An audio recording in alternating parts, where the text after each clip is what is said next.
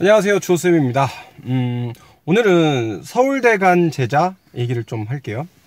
난 이 친구가 서울대 가길 되게 간절히, 당연히 다 서울대 가길 바라지만 되게 간절히 바라고 있었어요. 뭐냐면, 내가 보낸 건 아니고, 1학년 때까지 이제 가르쳤는데, 이제 뭐 지역은 이제 서초 사는 친구라, 뭐 공부를 어느 정도 하면 이제 명문대 갈 수 있는 확률은 높아요. 그거는 이제 인정하는데, 내가 이제 이 친구 얘기를 이제 1학년 때까지 가르치고 이제 2학년 되면서 이제 내가 이제 학원을 이제 그 학원 나오고 반이 갈라졌죠. 이제 뭐 헤어지게 된 거지. 그래서 이제 뭐 고맙게도 그때는 이 친구가 좀 선생님 이렇게 자기랑 맞는 선생님인데 왜 이렇게 수업을 못 받게 돼서 좀 이렇게 슬프다 그래서 약간 되게 많이 저기 눈물을 좀 보여줬어요. 내 앞에서 펑펑 운 건 아니지만 그래서 되게 고마웠던 친구라 더 기억이 나고 그런데 내가 이 친구를 수업 시간에 그 뒤에 이제 다른 이제 지금 이제 학원을 하면서 수업 시간에 애들한테 많이 얘기를 했어요. 그리고 이제 중간중간 이제 연락은 내가 가르치고 있지 않으니까 연락을 뭐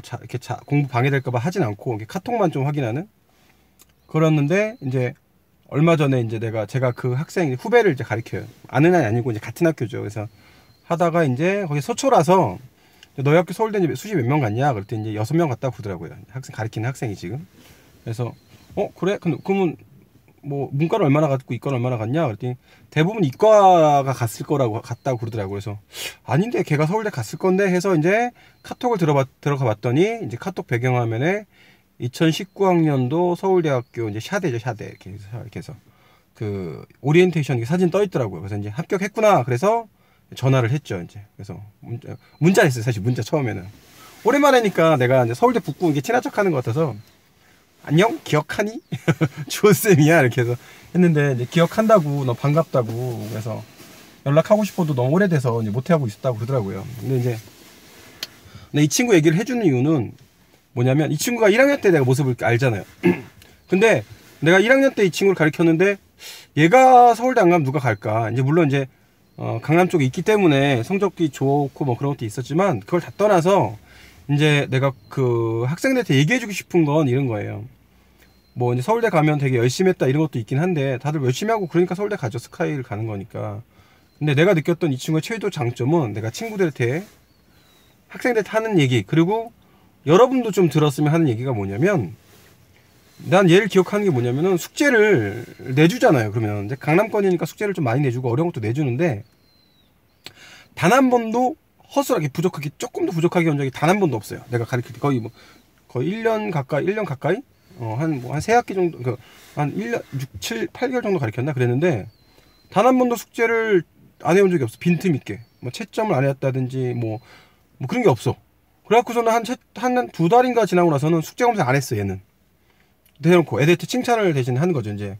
근데 잘한 거는 공개적으로 칭찬 많이 해주거든요. 그래서, 야, 너 누구누구는 숙제를 워낙 완벽하게 하기 때문에 넌 검사 안 할게.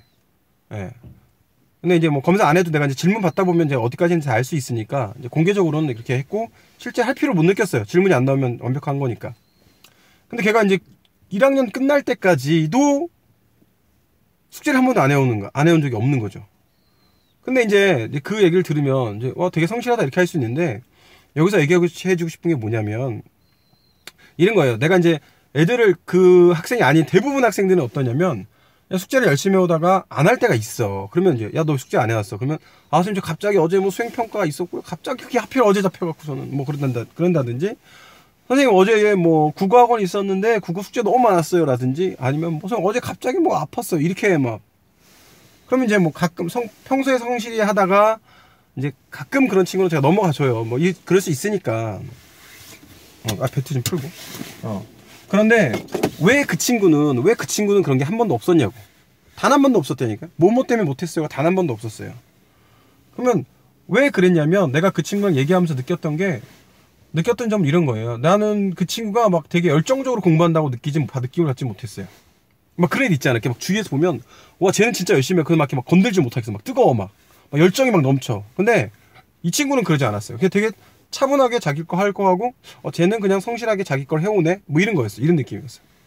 근데 걔는 어떻게 이렇게 숙제를 그렇게 한 번도 빠짐없이 몇 개월 동안 해올 수 있었냐 라고 하면 내가 그 친구랑 얘기를 하면서 느낀 점은 뭐냐면은 얘는 다 예상을 해서 미리미리 다 끝내놓는 거야. 그러니까 숙제가 내일까지면 그거를 뭐 오늘 밤에 하는 게 아니라 다 자기가 할 수 있는 선에서 다 끝내라.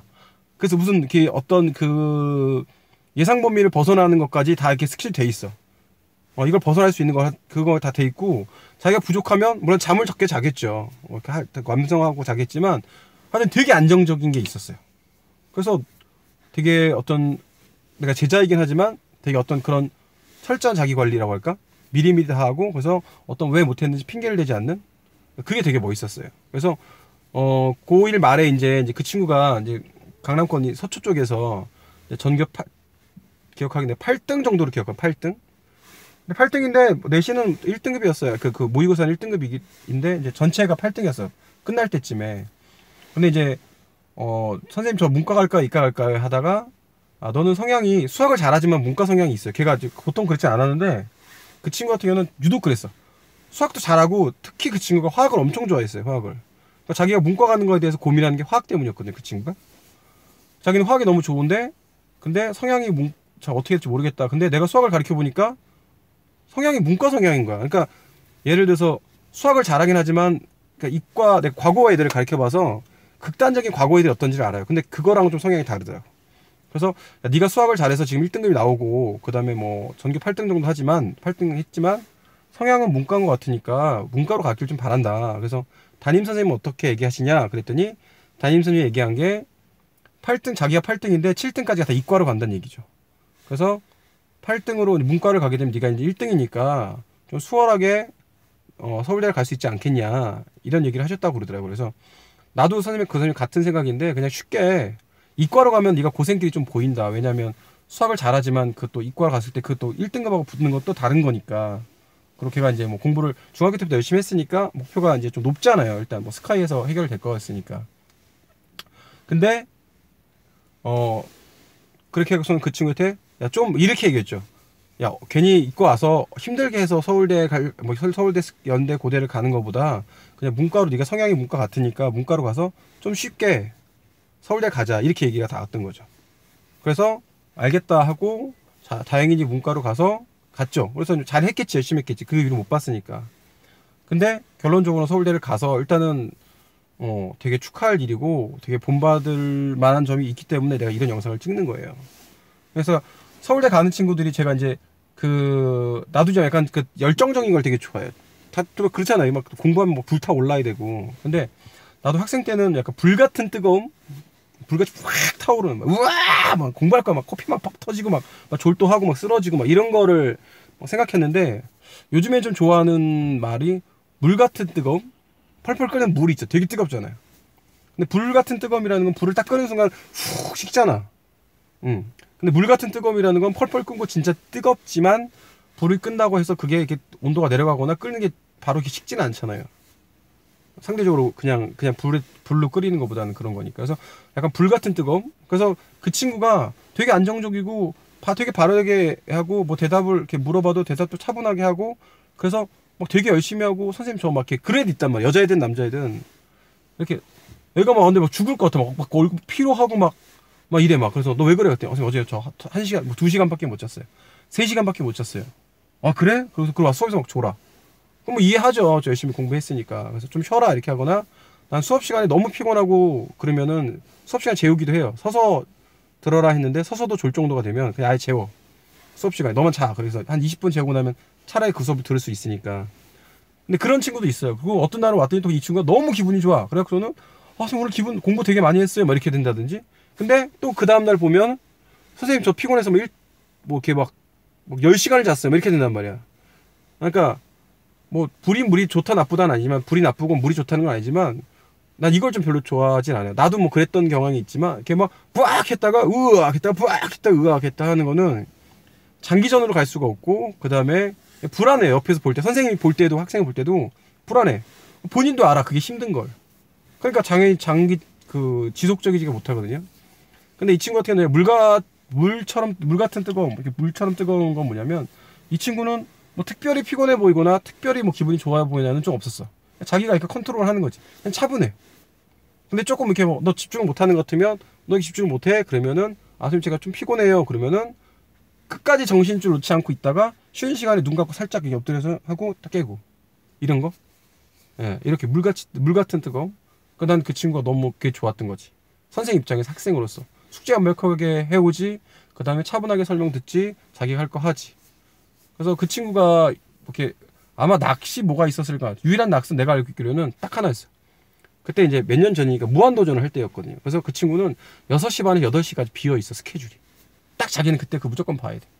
그래서 내 느낌에 내가 자세하게는 물어보지 않았지만 일주일을 그거 하나 보는 낚시로 버티고 열심히 집중하고 정말 열심히 공부한 다음에 그거를 딱 봐서 모든 걸 다 풀어.